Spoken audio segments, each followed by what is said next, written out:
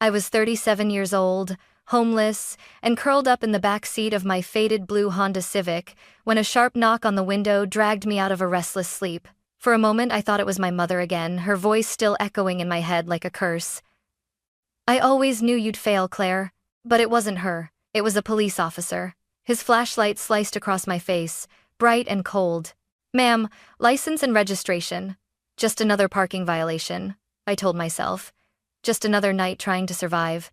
But when Officer Ramirez ran my license, something changed. His shoulders stiffened, his jaw locked. And when he approached my car again, his hand hovered dangerously close to his weapon. "Step out slowly," he ordered. "Keep your hands visible." My pulse hammered. "Officer, what's going on?" He swallowed hard. "Ma'am, there's a federal flag on your file from 1998. Homeland Security wants your exact location." My blood turned to ice.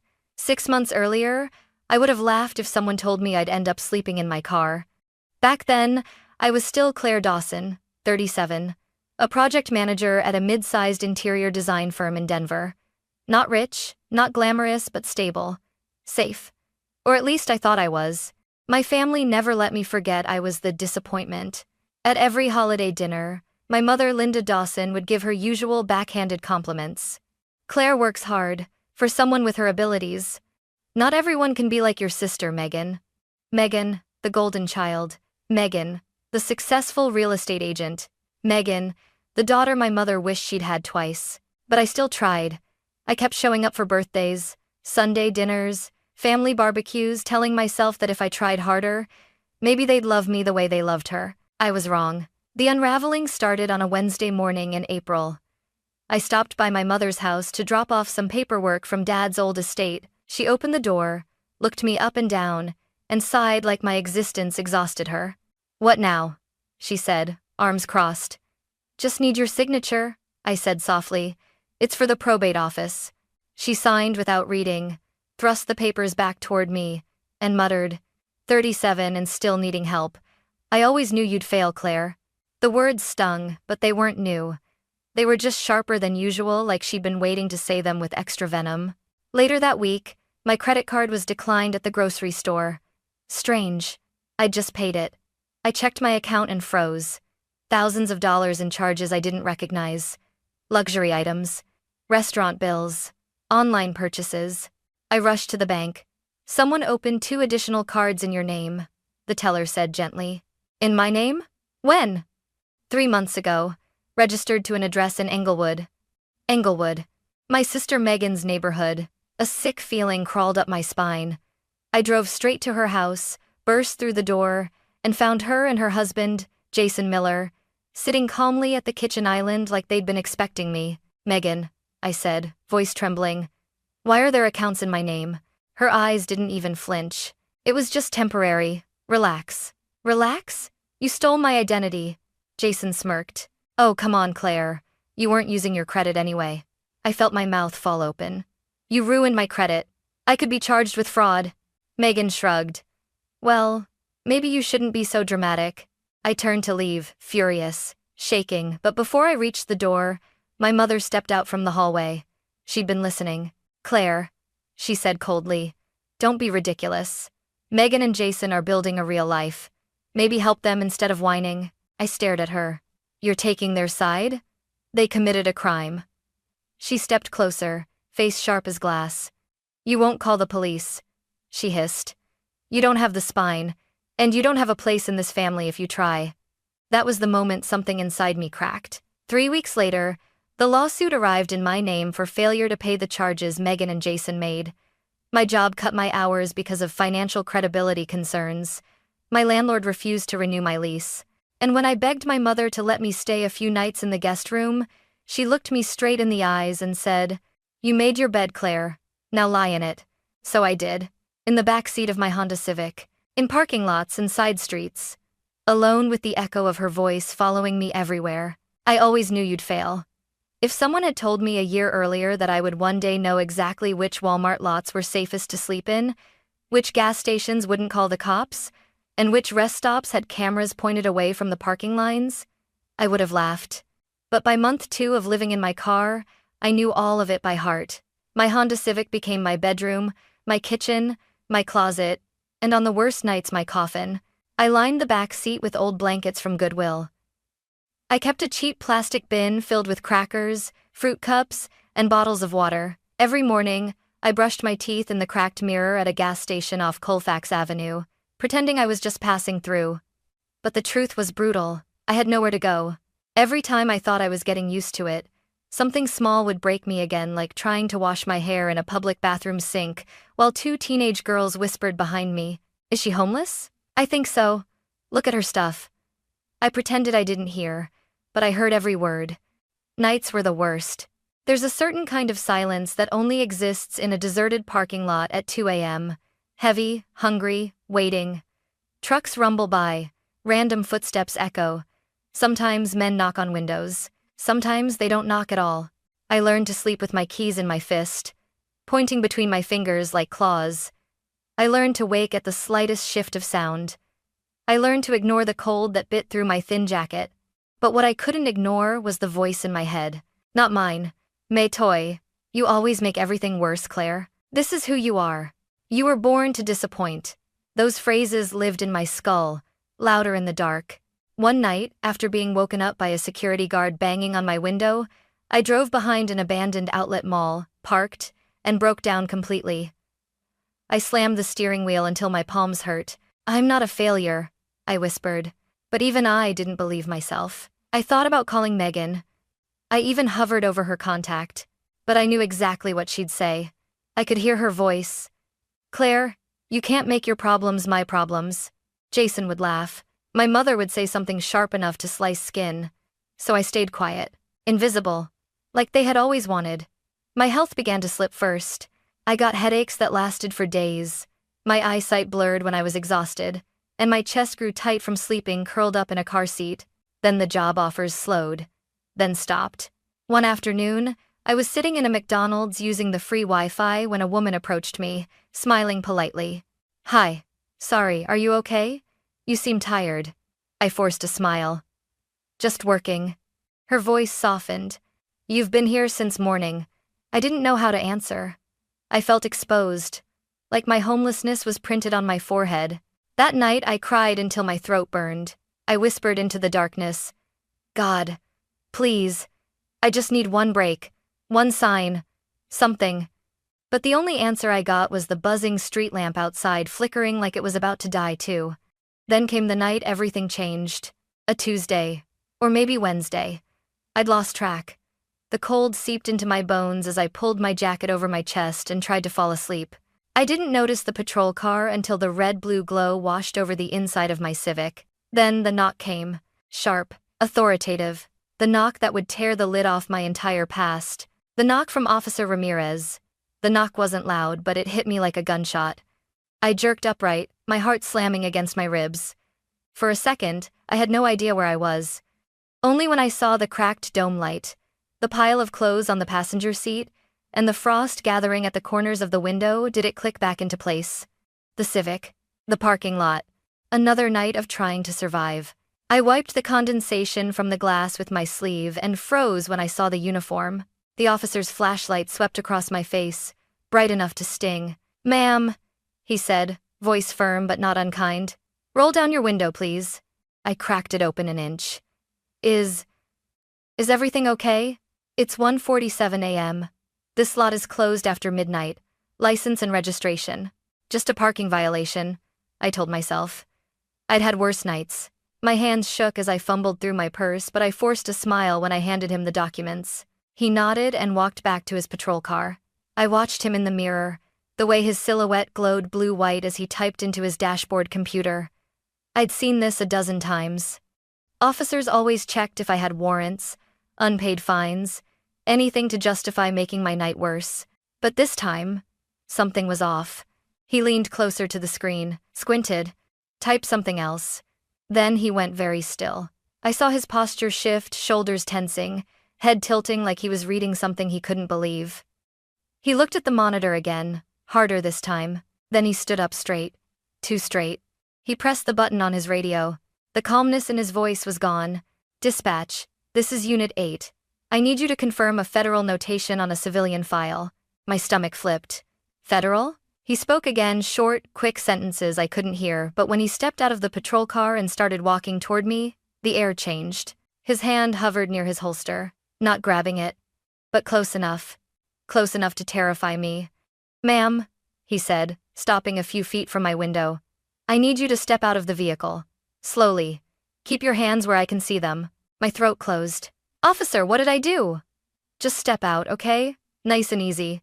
I opened the door, cold air rushing in like a slap. My legs trembled as I stood up. I could hear my mother's voice again. "I always knew you'd fail, Claire." The officer, Officer Ramirez? I could now read on his badge, kept his flashlight trained on my chest. "Turn around for me." I did. "Hands on top of your head." My breath came out in shallow gasps. "Please, you're scaring me." "I'm sorry," he said quietly. "I don't want to, but this is protocol." He guided me to sit on the curb, his light still on me. I wrapped my arms around myself, shivering. "What's happening?" I whispered. He paused like he didn't want to say it. "Ma'am, when I ran your license, something came up." "What came up?" He took a slow breath. "There's a federal flag on your file." My pulse rocketed. "A what?" "A federal flag," he repeated. "An old one, from 1998. The world tilted. The explosion. Chew, Ethan. The night that scarred me before I even understood what fear was. I shook my head hard. That can't be right. I was 12 years old. Ramirez crouched down so we were eye level. His expression was apologetic and alarmed at the same time. "I don't know what it means yet," he said softly. "But when these flags pop up, we're required to notify Homeland Security immediately." My breath hitched. "Homeland Security?" He nodded. "And, Claire," they responded. Fast. He lifted his radio. "They want your exact location. They said they're sending someone right now." My vision blurred. My hands went numb. The past, the one I'd spent decades burying, was clawing its way back to the surface. Ramirez kept talking, but his voice sounded far away, because deep down, I already knew. This wasn't a mistake. This wasn't random. Something that happened in 1998 had been following me, waiting, watching. And tonight, it had finally found me. I don't know how long I sat there on the curb, knees pulled to my chest, breath fogging in the cold air before I noticed the headlights. They weren't police headlights. Too large, too dark, too quiet. A black SUV rolled into the empty lot like a shadow sliding across ice. No sirens, no flashing lights, just slow, deliberate movement. Officer Ramirez straightened immediately. "They're here," he muttered. My heart stopped. I watched the SUV park directly in front of my Civic, blocking it in as if expecting me to run, even though I was shaking too hard to even stand. The back door opened. A woman stepped out, tall, dark coat, badge clipped to her belt, expression unreadable. She walked toward me with the kind of composure that only comes from years of dealing with danger most people don't even know exists. "Claire Dawson?" she asked. Her voice was cool, professional, but something in her eyes softened when she saw my state. Dirty sneakers, tangled hair, my whole life stuffed into the backseat of a car. "Yes," I whispered. I'm Claire." She nodded once. "I'm Special Agent Olivia Hartman with Homeland Security." It was an appearage parrot installed without raparous fires of his now. Homeland Security. The words didn't feel real. They felt like fiction, like I'd fallen asleep and slipped into somebody else's nightmare. Ramirez stepped aside, like this was her scene now. And it was. Agent Hartman took a slow breath, as if preparing herself. "Claire, I need to verify something before we continue. Your mother is Linda Dawson?" My pulse stumbled.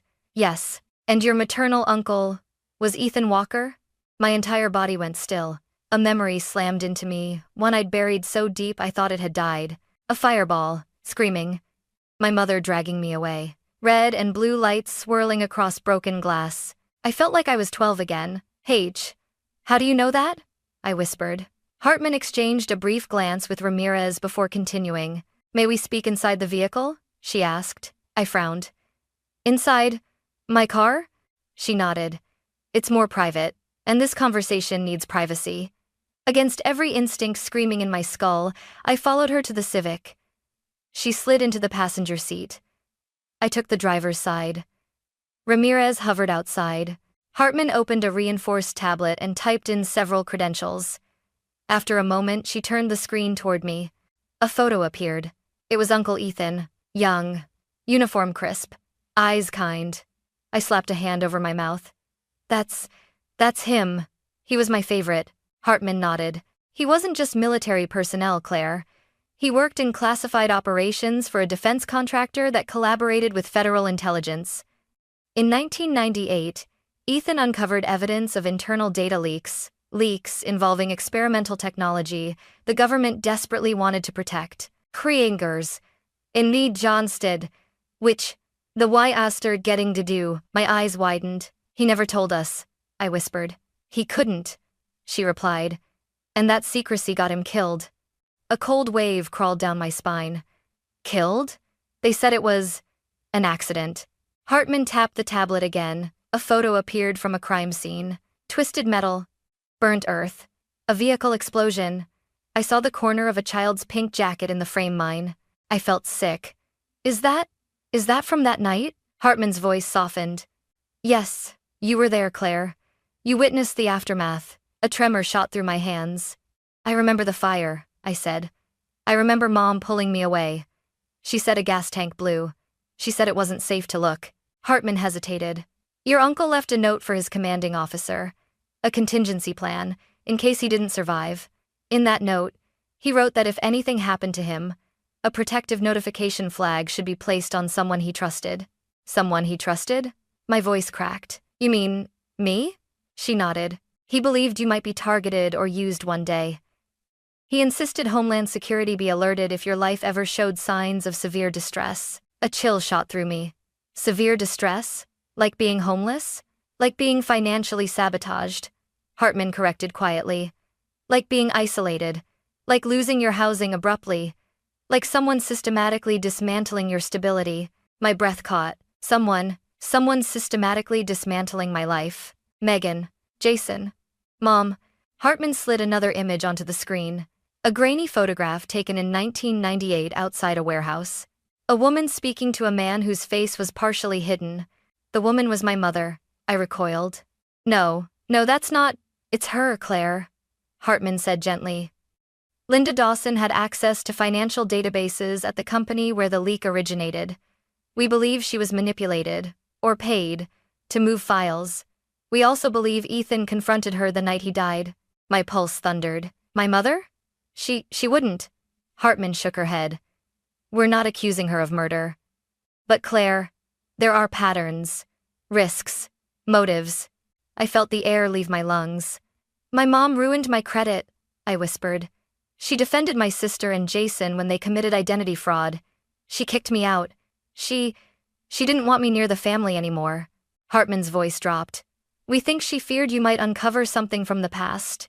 Something she's been trying to bury for decades. I stared at the tablet, at the photo of my mother with that stranger. Why tell me this now? Because the flag your uncle placed on you was triggered, Hartman said. Something in your life matched the risk parameters.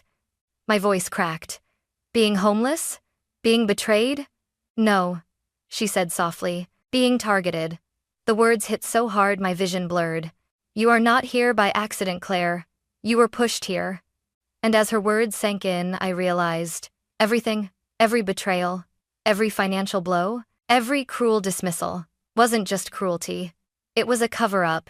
A cover-up for what happened in 1998. And for the first time in my life, I understood why my mother always looked afraid when someone mentioned Uncle Ethan's name. Agent Hartman drove us to the Boulder field office just before dawn. The building was cold, metallic, and too bright. Every fluorescent light felt like it was aimed directly at my fear. They gave me a cup of tea. My hands shook too badly to hold it. Claire, Hartman said, sitting across from me. I'm going to show you something that may be difficult. But I need you to understand why your uncle flagged you. I nodded, even though every nerve in my body screamed no. She tapped her tablet. A new image appeared, a scanned document. Faded edges, government stamps. The heading read, Classified Interview, Linda Dawson. May 12, 1998. My throat closed. That's my mother's name, I whispered. Yes, Hartman said. She was interviewed after your uncle's death. My pulse hammered in my ears. She played an audio file. A low, shaky female voice filled the room. I didn't know they'd kill him. They told me it was just files. I didn't know Ethan would find out. I grabbed the table. No, that can't be her. Hartman paused the recording. Claire, please. That isn't her voice, I insisted. My mother wouldn't cry like that. She would never admit weakness. But the truth strangled my sentence. She would cry, if her fear was big enough. Hartman continued softly. Your mother was working as a financial clerk for a defense contractor. Someone approached her, someone connected to the leak and paid her to move encrypted files into a vulnerable directory. She didn't know what was in them? I whispered. Hartman shook her head. Maybe not. But she knew it was wrong. She knew it could hurt someone. I covered my face with both hands. And Ethan found out. It's inexplicably, yes. And confronted her? Yes. I felt like the ground was tilting under me. Why didn't they arrest her? I demanded. She cooperated, Hartman said. She provided names, contacts. That information helped us, but it was too late to save Ethan. After that, Linda Dawson disappeared from the investigation. I laughed, a hollow, broken sound. Of course she disappeared. She buried the whole thing under suburbia and PTA meetings. My chest tightened. All the years my mother scrutinized me, all the ways she tore me down, all the cruel comparisons to Megan, suddenly made horrifying sense. She wasn't protecting Megan. She was protecting herself. I felt a bitter taste in my mouth. She hated when I asked about Uncle Ethan, I said. She'd shut me down instantly. Because you were close to him, Hartman replied gently. And because she feared you might remember something from that night. My voice cracked. But I was 12. I barely remember anything. Hartman's gaze sharpened. That doesn't mean you didn't see something. A tremor shot through me. I swallowed hard. Are you saying I'm in danger? Claire, she said quietly. Someone close to your mother, someone connected to that old leak, is active again. We think they're pressuring her. And we believe your family's recent behavior was not random. I felt sick. You mean Megan and Jason opening credit cards in my name? Ruining my life? Kicking me out? Hartman finished for me. They were isolating you, keeping you weak, distracting you. I shook my head violently. No. My sister is selfish and cruel, yes, but she isn't part of this. She's not this kind of evil. Hartman took a breath, then slid another photo toward me. It was Megan, standing outside a restaurant, talking to a man with the same build, same posture as the man in the 1998 warehouse photo with my mother. My heart stopped. She's working with him? I whispered, voice trembling. Why would she? Money, Hartman said simply. Protection. Or maybe she doesn't even understand who he is. But Jason knew. My stomach flipped. Jason, the calculating, smirking husband who treated me like trash, was involved. I felt a scream rising in my throat. I want to confront them, I snapped. Right now. Hartman raised a hand. No, not yet. They're volatile. And your mother? She's terrified. She's been living under pressure for 25 years. If you confront her alone, she may panic or lash out. I don't care, I cried. I need answers. Hartman's voice dropped, firm but gentle. Claire, your mother didn't just betray your uncle. She betrayed you. This will hurt more than you imagine. We need to do this safely with officers present. I stared at her. Tears blurred my vision. My own mother set me up to fail, I whispered. My sister helped destroy my life. And all of it, just to hide 1,998? Hartman placed a steady hand on my arm. You were never the failure, Claire. You were the threat. Her words hit me like a punch to the chest. I wasn't weak. I wasn't unwanted. I wasn't the family embarrassment. I was the one person who could ruin everything they'd spent 25 years protecting. I wiped my face. Fine, I said, voice icy. Take me to them. Let's hear the truth from their mouths. Agent Hartman didn't drive fast, but every mile felt like a countdown. My pulse throbbed in my throat, the entire ride. By the time we turned onto my mother's street, a quiet row of trimmed lawns and perfect porches, I felt lightheaded. This is it? Hartman asked. I nodded stiffly. Yeah, the beige one. She always wanted it to look like a magazine cover. Officers will enter with us, Hartman said. We don't know how your family will react. I almost laughed. I do. Two DHS field officers stepped out of the second SUV behind us. Ramirez had followed too, his expression tight with concern. I didn't know why he cared, but I was grateful someone did. We walked up the steps. Hartman knocked. A moment. Then the door cracked open, and my mother's face appeared in the gap. Linda Dawson looked the same as always. Perfectly styled hair. Lipstick neatly applied. Eyes sharp as razors. But when she saw the badge on Hartman's belt, the color drained from her skin like water spilling off paint. "No," she whispered. "No, not here. Mrs. Dawson," Hartman said calmly. "We need to speak with you." My mother's gaze snapped to me. "Claire," she hissed. "What have you done?" That was it. That was the spark. All the years of bitterness, humiliation, and emotional cutting finally ignited inside me. "What have I done?" I stepped forward. "Mom, you stole my identity, kicked me out of Dad's house, let Megan and Jason ruin my life, and you're asking what I've done?" Her lips flattened. "You don't speak to me that way." "Oh, I'm just getting started," I said. Hartman nodded to the officers, who stepped inside and secured the entry. "Where's Megan?" Hartman asked. "Not home," my mother lied instantly. Heavy footsteps echoed upstairs. "Megan!" I shouted. Silence, then a door slammed. I could feel something snap inside me. "You're hiding her? Seriously? After everything she's done?" My mother's voice turned shrill. "This is all your fault, Claire. You always bring trouble. Ever since 1998? I cut in. She froze. Her eyes locked on mine. For the first time in my entire life, I saw fear real, naked fear ripple through her expression. "Don't," she whispered. "Don't you dare bring that up." But I had waited 25 years for this. "What happened to Uncle Ethan?" I demanded. "What did you do?" Her breath shuddered. Behind us, the officers stayed silent. Even Hartman didn't interrupt. I took a step closer. "He trusted you, Mom. He trusted us. And you let him walk into an explosion." "I didn't know!" she screamed, suddenly. The room went dead quiet. My mother clutched the back of a chair, her whole body trembling violently. "I didn't know they'd kill him," she said, voice cracking. "I didn't know what they were planning. I didn't know he'd confront me that night." My chest tightened painfully. "You worked with them," I whispered. "You moved the files." Her lips quivered. "I needed the money. For you girls, for the house, the bills your father was dying. I thought it was harmless bookkeeping. But it wasn't," I said. "And when Ethan found out," she covered her ears like a child. "Stop. Stop. Mom," I shouted. "Look at me." She looked, and for the first time in my life, I saw the truth in her eyes. Guilt, fear, and a lifetime of running. "I've protected you," she whispered.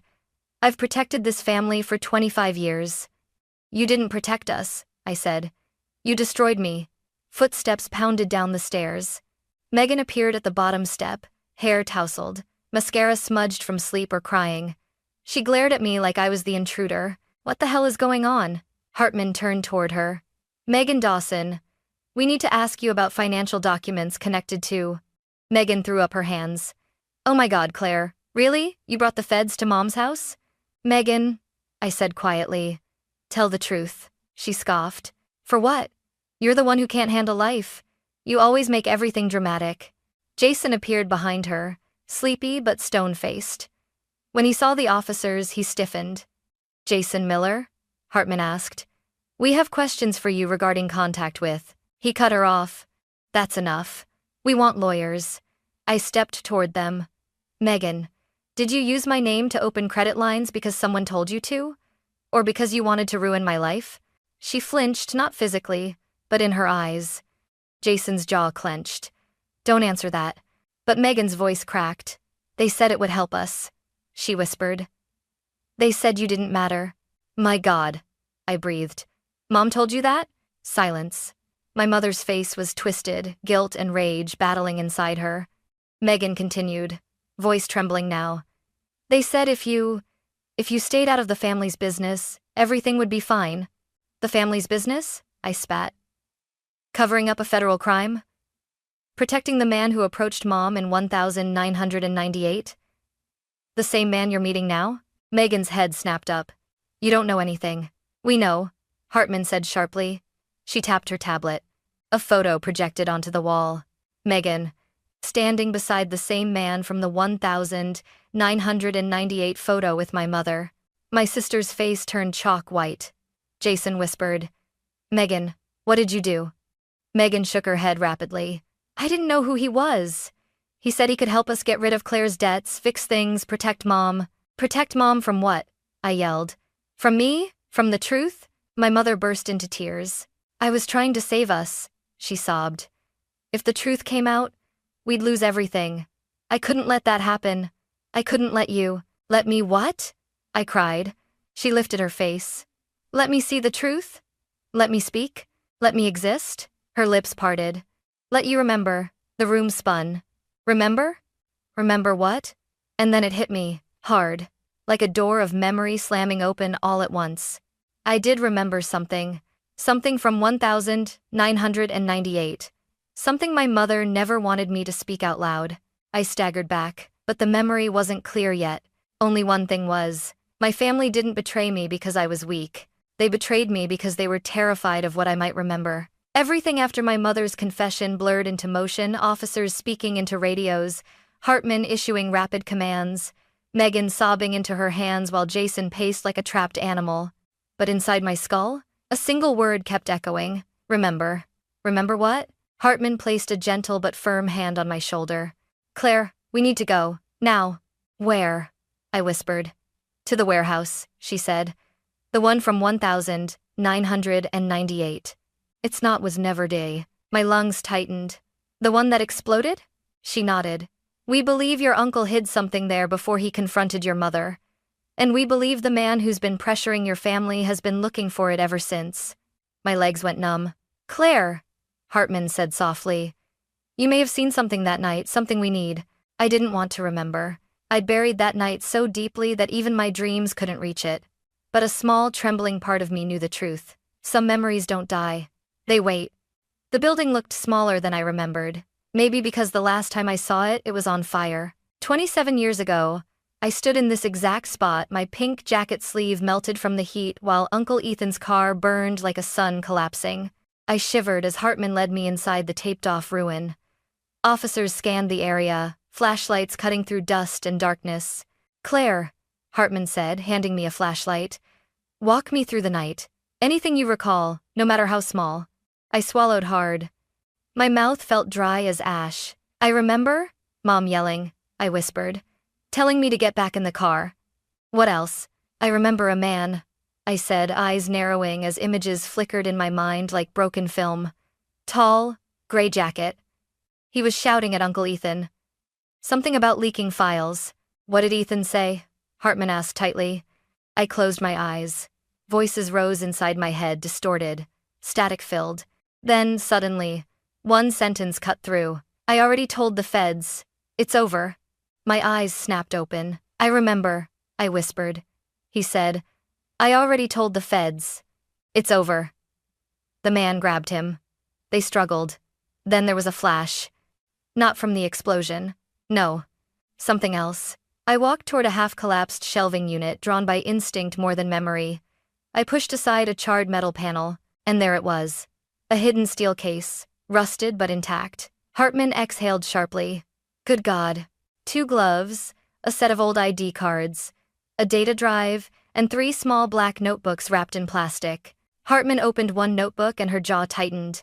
"Claire," she said slowly, "these are detailed logs. Names, amounts, dates of payments, transactions tied to the same defense breach your uncle was investigating." She flipped a page. "And some are from after 1998. "CD," I froze. "Meaning what?" "Meaning someone continued the operation," she said. "Possibly the same man we saw in the recent photos. Possibly someone close to your family." My stomach dropped. Jason. The thought hit like a punch. He married Megan only a year after Dad died, just when Mom became vulnerable again. He was always lurking near financial documents, offering help with tax returns. Hartman grabbed her radio. "Move on the suspects, now." Within minutes, officers swarmed my mother's house again. We watched from Hartman's vehicle as agents approached. Jason stepped onto the porch, hands raised but defiant. You people have nothing, he shouted. This is harassment. Hartman rolled down her window. We have federal records, Mr. Miller. We have transactions linking you to the same contact your mother-in-law met in 1998. Jason's face drained of color. Megan staggered out behind him, hysterical. You said it was just money laundering. You said nobody was getting hurt. I gasped. What did you just say? Megan broke down completely. He promised he'd fix everything. He said Claire just had to disappear, go broke, lose credibility, then the heat would die down. Disappear. Go broke. Lose credibility. The ground beneath me felt like water. I whispered. He used you. Megan sobbed into her hands.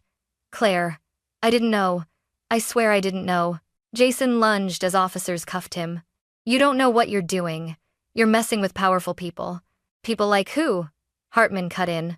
Jason hesitated. Then, with venom in his voice. You think Ethan Walker was the hero? He wasn't. He was a liability. And Claire will be too if you're not careful. My blood ran cold. That sounds like a threat, Hartman said sharply.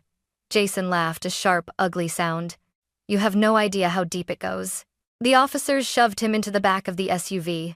As the cars pulled away, flashing red-blue, a migraine slammed behind my eyes. Claire? Hartman asked. Talk to me.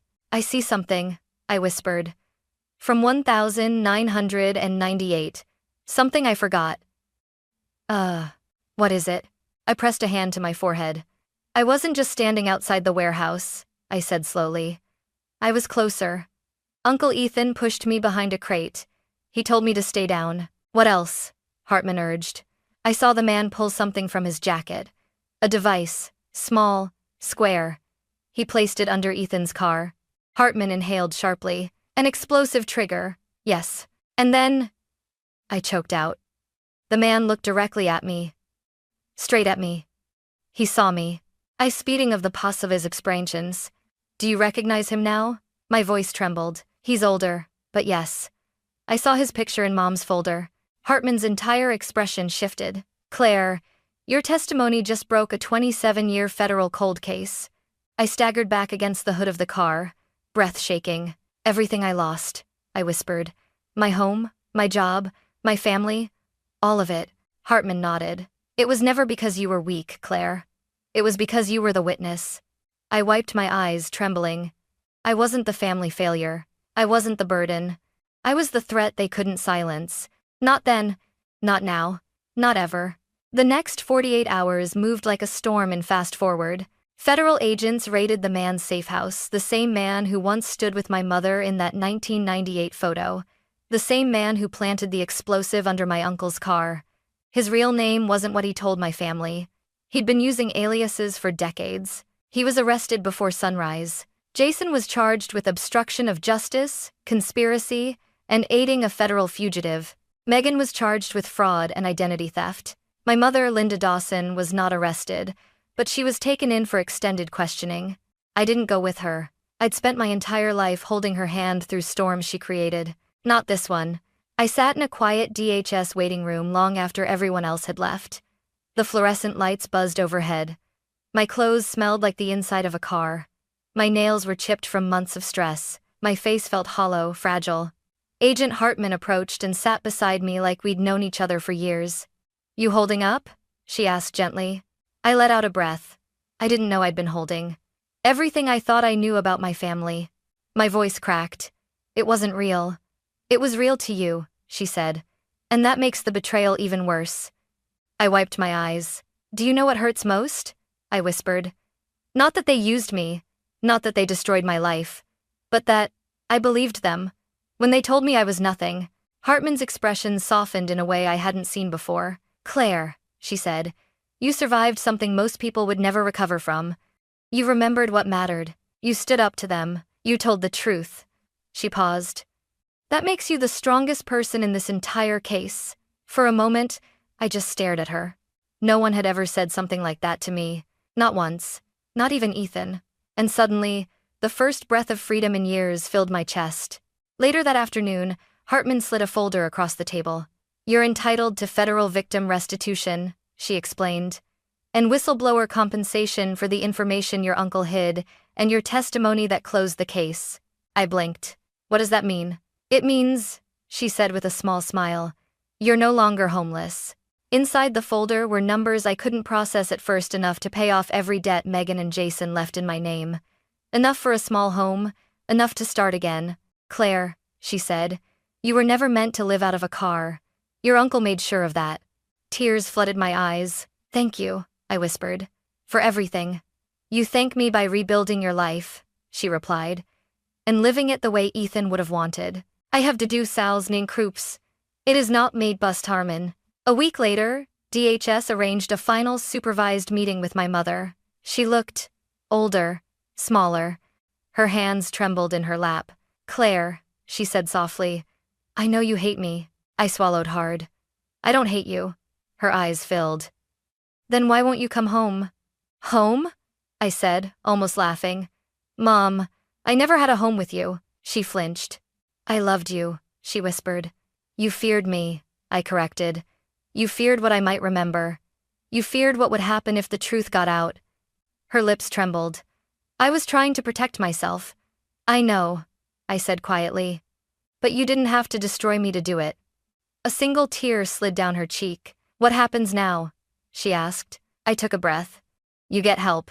You tell the truth. You take responsibility. And us? She asked. Are we still? I shook my head slowly. I'm letting go, I said.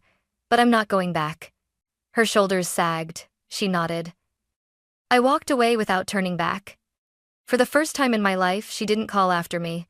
3 weeks later, I stood inside a small, sunlit apartment on the edge of Denver, my apartment. My own 4 walls. My own key. No more sleeping in a car. No more hiding in parking lots. No more begging for love that hurt me. I placed a photo of Uncle Ethan on my kitchen counter, the same one Hartman gave me from the recovered case. Thank you, I whispered. I lit a candle beside it, the flame flickering warmly. With restitution money, I reopened my freelance design business, this time as a legal LLC, with my own equipment, my own clients. No one controlling my bank accounts but me. I volunteered with a homeless resource center twice a week. I knew exactly how it felt to be invisible. I met Officer Ramirez for coffee one morning. He grinned when he saw me in clean clothes, hair brushed, standing tall. Big improvement from that night, huh? He joked. I laughed, a real, full laugh. You have no idea. You know, he said after a moment, something told me to run your license. I almost didn't. Intuition? I asked. He shook his head. Fate. I smiled. Maybe he was right. The day Megan was sentenced, I didn't go. The day Jason was extradited for federal charges, I didn't watch. I didn't need revenge. The truth had already done what it was meant to do. What I needed was peace. And I finally had it. One evening, as the sun dipped behind the mountains, painting the sky in hues of gold and blue, I stood on my balcony and breathed in the cold Colorado air. For the first time in years, it didn't hurt. I wasn't the family failure. I wasn't the burden. I wasn't the disappointment. I was the witness, the survivor. The one my uncle trusted to finish what he couldn't. And I did. I closed my eyes, letting the stillness settle around me. I'm okay now, I whispered into the wind. I'm finally okay. And for the first time in my life, I believed it.